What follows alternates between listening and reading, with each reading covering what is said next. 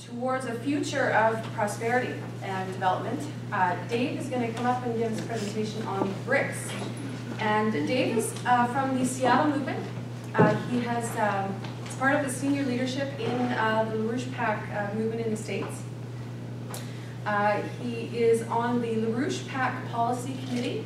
If you go to the website, the LaRouche website, every Monday they have a LaRouche PAC Policy Committee meeting, and you can hear the discussion that goes on between Dave and his other 5 policy committee members and Linda LaRouche. He has been in the movement for about 12 years, and he ran for Congress for Washington State in 2012. So I'll bring that.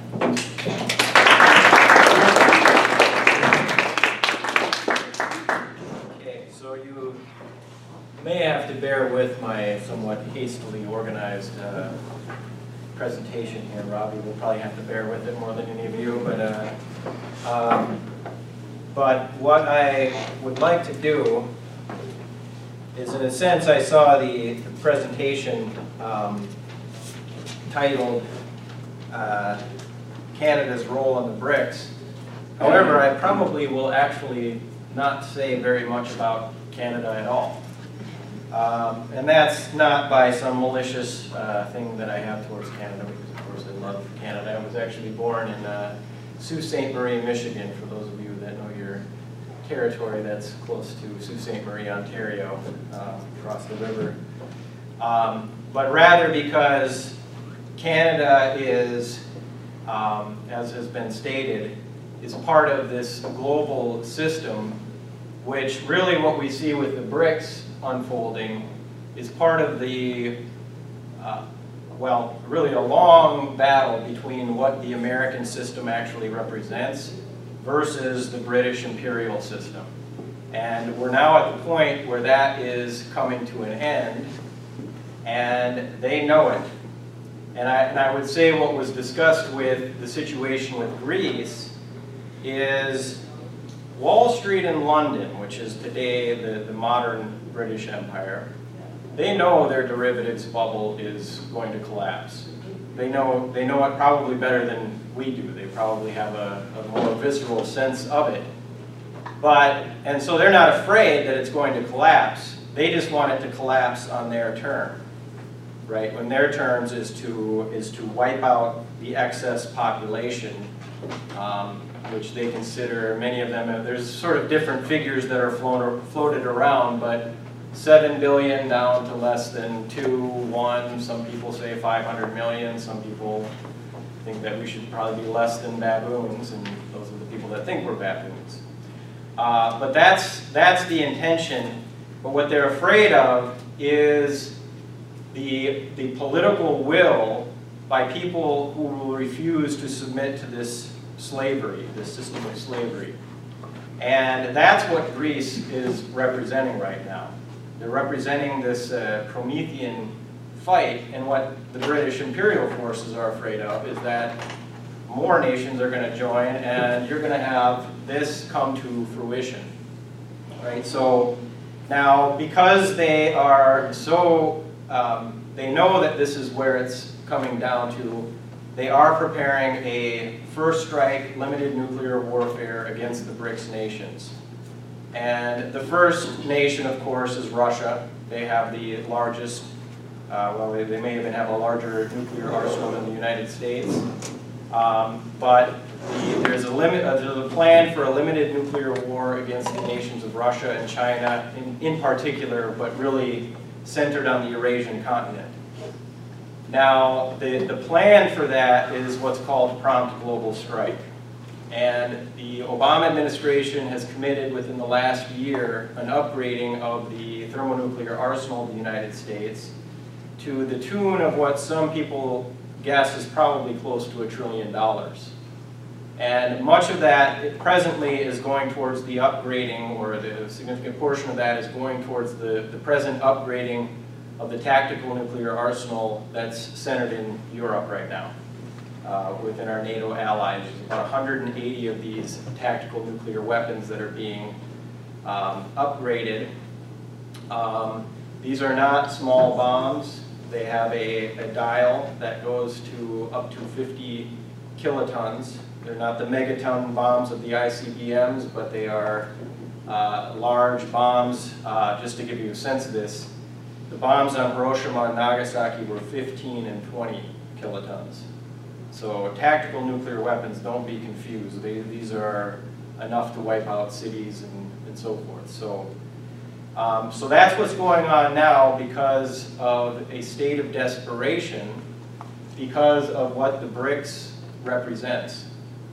Okay, now what I would like to do is give a quick description of the BRICS, but then I want to tell you where the BRICS actually comes from and what the actual intention of the BRICS is, which really is the resolution of about a 100-year battle. Well, actually really much longer than that. It's since the founding of the American Republic, the forces of the British Empire have wanted to crush that spirit. Which really, the American Republic is an outgrowth of the Renaissance. It's an outgrowth of what, especially of what Mr. LaRouche has stressed in the recent period, what Joan of Arc led as a fight to free her nation. That sparked off the moral fight which led to the Renaissance. Figures like Nicholas of Cusa, which was the intellectual architect of the Italian Renaissance and the European Renaissance at large. But they knew, because remember, the Renaissance was a rebirth of the Greek ideas, of Plato, right? And the concept of a republic was not simply an American idea, but it was a universal conception. And that was to be spread and promoted not under the sword, but under a shield of protection, as John Quincy Adams called it, that all nations would be encouraged to develop as sovereign republics that could have cooperation. And this is actually what the BRICS is. And so I want to give into a little bit of the history on it, but just briefly, just so people have a sense of some of the projects. I think what Xi Jinping, the president of China, said in the Fortaleza meeting last year, which really was sort of the tour de force of the establishment of the BRICS. The BRICS have been having meetings, but last year in Fortaleza, Brazil, in July, they met and established the New Development Bank, which just last week Russia has ratified the New Development Bank. The week before that, I believe India, maybe I've got it switched around, but in the recent period, the nations of the BRICS are now ratifying the New Development Bank, which is capitalized at around $100 billion, so this is not chump change. They also have a $100 billion contingency reserve fund, which is to deal with financial warfare against the BRICS nations, of which, of course, not just the immediate nations of the BRICS, but the associated nations that are coming on board with the outlook and probably formal applications such as Argentina. Right? People probably know that Argentina has been under massive financial warfare by the vulture funds out of Wall Street and London and so forth.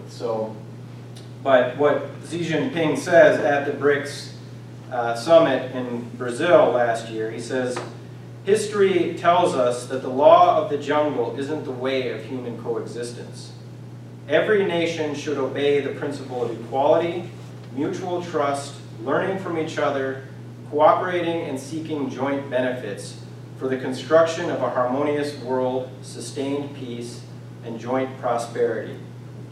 And Matt referred to it in what President Modi of India said, but he says, the uniqueness of BRICS as an international institution is that for the first time it brings together a group of nations on the parameter of future potential, rather than existing prosperity or shared identities. The very idea of BRICS is thus forward-looking. Excellencies, we have an opportunity to define the future of not just our countries, but the world at large. I take this as a great responsibility. So that is what, and the idea of future potential, this is what the American credit system is based on, that of Hamilton, Henry Carey, Abraham Lincoln, McKinley, those that understood this, Roosevelt understood this, that wealth is generated in the future in what you create as potential. You know, take the Grand Coulee Dam that probably some of you, I think we have some of your water flowing through it, but that was built with what money? Did we have money during the Great Depression? Right? No, but we knew that had we built it, it would provide future wealth generating capabilities that are still going on to this day. And that's the idea behind the New Development Bank and so forth. So, and this is what the future potential represents. Now, in line with that, they're also forming the BRICS Young Scientists Forum. They're setting up language schools for the BRICS nations, and there's just this spirit of collaboration. But just, you know, quickly, you have, I don't know if I should be walking around, but transcontinental railroad being developed in South America from Brazil over to Peru. People probably know about the Nicaragua Canal. That's 50,000 people employed for the immediate construction, and then 200,000 as part of the overall employment opportunities, because there's also ports on either end, the Atlantic and the Pacific, including an airport and other such tourism and so forth. You have in Egypt the construction of the Suez Canal, which is the expansion of it, make it a two-way street, will virtually double its ability to get ships through there. Get bigger. What's that? Get bigger ones. Yes, you have in Africa the potential of actually it was signed as in terms of the paperwork, but I don't know where the construction actually stands, but a high-speed rail grid that will link all of the capitals of the nations of Africa. Right? And then, of course, we have the Silk Road and the greater potential that we are fighting for. Now, also, just to be clear, the kind of development isn't just some jobs. It's directed towards the frontiers of science and technology, particularly nuclear power. China has a plan to triple their nuclear reactors by 2020 from the present around 28, I think it is, and they'll be close to where the United States is at, which is about 100. They're the most the country with the most nuclear reactors. Brazil plans on moving from 3% presently of their entire grid being powered by nuclear, presently 3% up to 15% by 2030. Russia from 11% to 27% by 2030. So, you know, these are the kind of projects, but the one that really defines the future potential is the space exploration question, and not just exploration for the sake of exploration, but what China intends with the helium-3 perspective on the surface of the moon, where you have embedded in the soil this gas, which is the prime fuel source for fusion reaction, right? For reactors that we obviously have some work to do harnessing and getting to that point, but they're already thinking that far ahead in future potential, okay?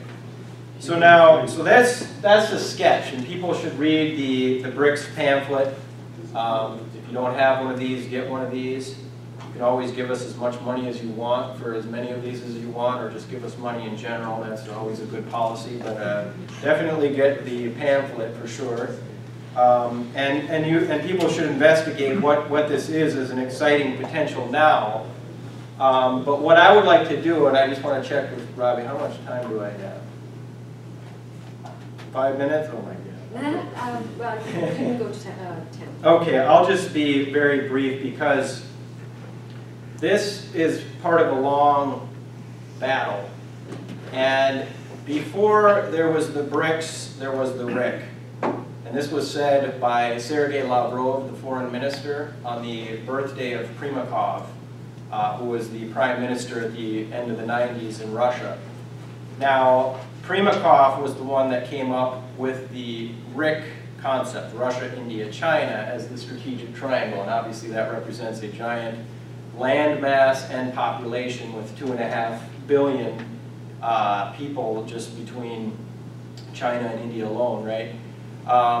But it was an outgrowth of the fight that LaRouche and his wife had waged really since the 70s around the establishment of the International Development Bank. But we wrote the book on these projects. And what happened is the Clinton circles began a dialogue with Mr. LaRouche and liked the idea of the BRIC as being eventually extended, the Russia, India, China strategic triangle, as being extended across the Bering Strait through Canada here and into the United States for a secure, the ending of geopolitics as a whole and collaboration between nations. Now, Primakov in the late 90s was literally on his way, in 99 I think it was literally on his way to have the further discussion with Clinton on this concept when Al Gore, who was the British agent inside the White House, called up his plane mid-flight and said, we just started war with Serbia, you might want to turn back. And of course, Primakov did, and basically sabotaged the potential that existed at that time to make this an opportunity. It could have been a reality already back in the late 90s. Now, where this actually comes from, and I just want to give a quick sense of this. Could you pull up, let's see, this one right here. Okay, so this is from Alfred Mackinder's Heartland theory concept. This is from the photo from what was called the Geographical Pivot of History, written in 1905. Okay. Now the idea was, and now Alfred Mackinder, he was the first head of the London School of Economics. He was part of the Coefficients Club. He was part of the old imperial gang out of London that was really the core of the British Empire at that time. And what they defined is that the pivot area, in a sort of a snapshot, what Mackinder said is he who controls Eastern Europe controls the heartland, which is the pivot area, which is basically Russia. He who controls Russia controls the world island, which is Eurasia. And he who controls the world island controls the world. And that was the defining policy of geopolitics, because this is what Mrs. LaRouche, Helga Zepp LaRouche, has outlined in the petition, which people should sign, was that this was the end of geopolitics. This is the end of Mackinder's system, which said that if you could control the heartland, if you could control the pivot, then you could control the world. Now, what they were completely freaked out about was the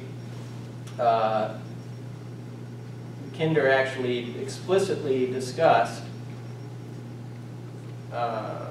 the Trans-Siberian Railroad as the crucial thing that had to be destroyed. This was from Sergei Witte, who was extremely, I mean, he loved Abraham Lincoln. And the policy of the Trans-Siberian Railroad was a copy of the Transcontinental Railroad of Abraham Lincoln.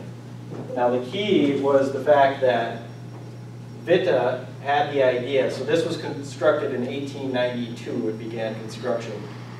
And he had the idea that he wanted it to come down through Manchuria, the Siberian Railroad, Trans-Siberian Railroad, and hook up with Beijing, with China.